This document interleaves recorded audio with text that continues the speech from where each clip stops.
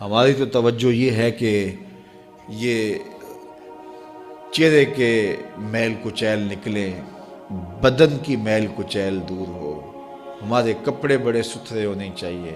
ہمارا تو دھیان اپنے ظاہر پہ نا، لیکن اہل اللہ کا دھیان باطن پہ ہوتا ہے۔ صوفیہ فرماتے ہیں کہ اندر صاف کرو۔ حضرت سلطان باہو بولے، دل کالے نالو منہ کالا چنگا، جے کوئی یہ رمز پچھانے ہو۔ اگر یہ رمز سمجھ میں آ گئی کہ منہ کالا ہو تو کوئی نہیں، دل کالا نہیں ہونا چاہیے۔ ابو لہب کا کیا معنی ہے؟ شعلے کی طرح چمکتا ہوا چہرہ رکھنے والا، اس کو اسی لیے ابو لہب کہتے ہیں۔ اس کا چہرہ ایسا چمکدار تھا تو اس وجہ سے اس کو ابو لہب کہتے تھے۔ تو چہرہ اس کا بڑا چمکدار تھا، دل کالا تھا، جہنم کا ایندھن بن گیا، قرآن نے پھٹکار ڈالی۔ اور ایک وہ بھی تھا جس کا دل صاف تھا لیکن بلال کا رنگ کالا تھا، اس کا اندر چٹا تھا باہر کالا تھا، اللہ اکبر، لیکن وہ تھا کرموں والا، وہ تھا رحمتوں والا اور حضور علیہ السلام کا متوالا۔ تو بات باطن کی ہے، بات ظاہر کی نہیں ہے۔ ہم اندر صفائی کی توجہ نہیں دیتے، باہر کی صفائی کی توجہ دیتے ہیں۔ پہلے اندر صاف کر لیں، اندر صاف ہو گیا تو پھر باہر بھی صاف کر لیں۔ اور اگر باہر صاف ہے اور اندر میل کچیل ہے تو باہو بولے کہ دل کالے نالوں منہ کالا چنگا، جے کو یہ رمز پچھانے ہو۔ اللہ کے محبوب علیہ السلام نے فرمایا اگر یہ صحیح ہو گیا تو پورا جسم صحیح ہو گیا۔ اور حضرت رومی نے جو اقبال کے مرشد تھے کہا کہ دل کو قابو میں کر لو، یہی حج اکبر ہے۔ حج اکبر کر لیا لیکن دل ہی ٹھیک نہ ہوا، کہتے ہیں کعبہ گیا گل نہیں مک دیجئے، دلوں نہ مکائیے۔ تو کہا اس کی اصلاح کرو، یہ حج اکبر ہے۔ از ہزاراں کعبہ یک دل بہتر است، ہزار کعبے سے ایک دل بہتر ہے۔ وہ کیسے؟ اس لیے کہ کعبہ بن گاہ خلیل اطہر است، کعبہ حضرت ابراہیم خلیل کی بنیاد ہے اور دل رب جلیل کی گزرگاہ ہے۔ اس لیے اس کی پاکیزگی کا سامان کریں، اس کی طہارت کا سامان کریں۔ آپ کسی کو بلائیں اور میلی کچیلی جگہ ہو، جہاں گندگی پڑی ہو، غلاظت پڑی ہو، تو آپ کا کوئی عزیز مہمان آئے اس کو بلا کر کے لائیں تو وہاں بیٹھے گا؟ جس کمرے میں آپ اس کو بٹھانا چاہیں اس میں تعفن ہو، اس میں بدبو ہو، اس میں غلاظت کے جگہ جگہ ڈھیر پڑے ہوئے ہوں، تو آپ اپنے مہمان کی نفاست طبع کو اگر جانتے ہیں تو کبھی بلائیں گے نہیں جب تک اس کو پہلے صاف نہیں کر لیں گے۔ کئی لوگ کہتے ہیں جی ہمارا جی چاہتا ہے کہ آپ کو بلائیں لیکن ابھی ہماری گلی بہت گندی ہے، ہمارے گھر میں ابھی کام ہو رہا ہے، جب کام ہو جائے گا تو پھر ہم آپ کو بلائیں گے۔ ہم شادی اس لیے لیٹ کر رہے ہیں کہ مہمانوں نے آنا ہے تو ابھی ہمارے مسئلے چل رہے ہیں۔ یہ کئی لوگ بائی پاس کی وجہ سے شادیاں روکے ہوئے تھے کہ وہ کہتے تھے وہ راستہ نہیں ہے۔ تو آپ کسی مہمان کو بلاتے ہیں تو اس کے لیے اچھی جگہ کا ارینج کرتے ہیں، اور اگر وہاں ڈھیر گندگی اور غلاظت کے پڑے ہوں تو مہمان کو آپ بھی نہیں بلاتے، اور اگر آپ یہ غلطی کر بھی لیں گے تو مہمان آپ کے بارے میں کیا رائے قائم کرے گا، اور وہ ناراض ہو کے چلا جائے گا کہ آپ کتنے بدتمیز ہیں کہ آپ نے مجھے بلایا اور گھر میں غلاظت کے ڈھیر پڑے ہوئے ہیں۔ اللہ اکبر! لیکن اگر آپ گھر کو مصفح کرتے ہیں، مزکہ کرتے ہیں، صاف کرتے ہیں، ستھرا کرتے ہیں، قالین بچھاتے ہیں، عطر چھڑکتے ہیں، تو پھر آپ کہتے ہیں جناب اب تو آئیے نا، اب ماحول میں خوشبوئیں پھیلی ہوئی ہیں۔ تو اگر دل میں حسد ہے، حقد ہے، بغض ہے، کینے ہیں، نفرتیں ہیں، یہ گندگی اور غلاظتوں کے ڈھیر لگے ہیں، اور پھر یہ چاہیں کہ مالک کے پھیرے دل میں ہوں تو کیسے ہوں گے؟ وہ تمہارے دل میں، میرے دل میں آئے گا جب دل میں اتنی غلاظتیں پڑی ہوں گی؟ نہیں، یہ سارے ڈھیر اٹھائیں، دل کو مزکہ کریں، مصفح کریں، پھر اشکوں کا چھڑکاؤ کریں۔ اللہ اکبر! پھر پیار کے مخملی قالین ڈالیں، اللہ اکبر! الفتوں کے گاؤ تکیے لگائیں، اور پھر آواز دیں، ہر تمنا دل سے رخصت ہو گئی، اب تو آجا، اب تو خلوت ہو گئی۔ پھر محبوب کو بلائیے تو پھر دیکھیے کہ محبوب جلوہ فراز ہوتا ہے کہ نہیں ہوتا ہے۔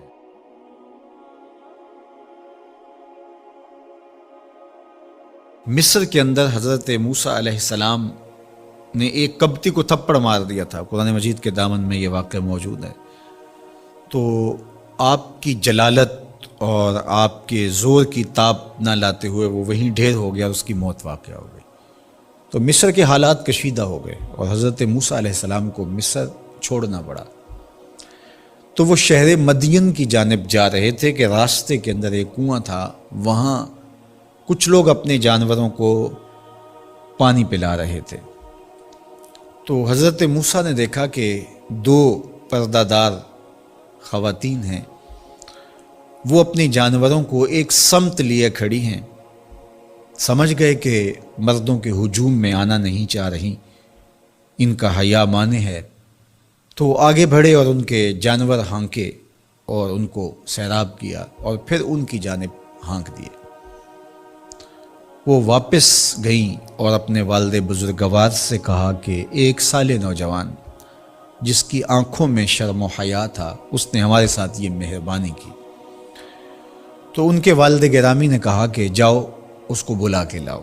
قرآن مجید میں اس کا ذکر کیا گیا، فجاءتہ احداہما تمشی علی استحیاء، ان میں سے ایک خاتون حیا میں سمٹی ہوئی حاضر ہوئی۔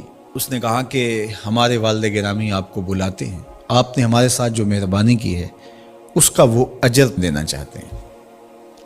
تو حضرت موسیٰ علیہ السلام ان کے ساتھ چلے گئے، اور جب گئے تو یہ گھر تھا حضرت شعیب علیہ السلام کا، اور یہ صاحبزادیاں حضرت شعیب علیہ السلام کی تھیں۔ تو اس خاتون کا شرم و حیا کے ماحول میں حضرت موسیٰ علیہ السلام کو یہ کہنا اور چل کے اس انداز سے آنا، قرآن نے اس کی حکایت بیان کی ہے۔ تو خدا کو پسند ہے کوئی خاتون حیا کے ماحول میں آئے تو اللہ اس کی آمد کو اور اس کے آنے کو قرآن کا عنوان بنا دیتا ہے، اور قرآن کی حکایت بنا دیتا ہے کہ جو خاتون حیا کے جوہر کی مالکہ ہو وہ اللہ کو کتنی اچھی لگتی ہے۔ اللہ اکبر۔ حضرت نبی اکرم صلی اللہ علیہ وآلہ وسلم کا فرمان حیا کے حوالے سے، الحیاء من الایمان، حیا ایمان سے ہے۔ تو جتنے بھی ایماندار لوگ ہیں وہ پھر حیا کے جوہر سے مزین ہوں گے، مالا مال ہوں گے۔ آپ دیکھ لیجئے سب سے بڑے ایماندار تو میرے اور آپ کے آقا مولا ہیں، اور حضور کمواری لڑکی سے زیادہ حیادار تھے۔ باقی حضور کے اصحاب دیکھ لیجئے، ان کا حیا، اور حضور کی ازواج مطہرات کا حیا دیکھیے۔ ام المومنین حضرت عائشہ رضی اللہ تعالی عنہا فرماتی ہیں کہ حضور کا جب وصال ہوا اور حضور میرے حجرے میں دفن ہوئے، تو میں جب حضور کی قبر انور پہ جاتی تو معمولی چادر اوڑھ کے چلی جاتی، اس خیال سے کہ میرے شوہر ہیں۔ پھر حضرت ابو بکر صدیق رضی اللہ تعالیٰ عنہ کا وصال ہوا تو وہ بھی ساتھ دفن ہو گئے، تو میں پھر بھی اسی حالت میں جاتی اور میں سوچتی کہ ایک میرا شوہر ہے اور دوسرا میرا والد ہے۔ کہا پھر حضرت عمر رضی اللہ تعالیٰ عنہ کا انتقال ہوا اور وہ بھی ساتھ مدفون ہوئے۔ تو حضرت ام المومنین فرماتی ہیں کہ اب جب میں جاتی تو میرا جانے کا انداز مختلف تھا۔ فواللہ ما دخلت الا وانا مشدودۃ علی ثیابی حیاء من عمر۔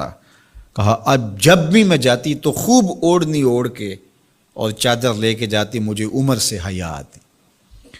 یہ ام المومنین کا انداز زندگی ہے۔ مخدرات اسلام کو اس سے سیکھنا چاہیے۔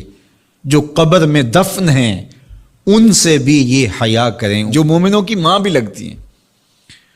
اور آج یہ دلائل دیے جائیں کہ پردہ تو جناب دل کا ہوتا ہے، چہرے کا پردہ تو نہیں ہے۔ باقی کسی کو اپنی آنکھ میں شرم پیدا کرنی چاہیے۔ عورت کو کیا ضرورت ہے کہ وہ اپنے آپ کو ڈھانپ کے رکھے؟ اب ام المومنین کا عمل یہ ہے کہ فرماتی ہیں کہ میں اپنے آپ کو خوب سمیٹ کے جاتی حیاء من عمر۔ عمر قبر میں ہیں لیکن ام المومنین فرماتی مجھے پھر بھی حیا آتی۔ اور حضرت سیدہ طیبہ طاہرہ حضرت فاطمہ الزہرا رضی اللہ تعالی عنہا نے کہا کہ عورت کے لیے بہترین پردہ یہ ہے کہ اس کو کوئی غیر مرد نہ دیکھے اور وہ غیر مرد کو نہ دیکھے۔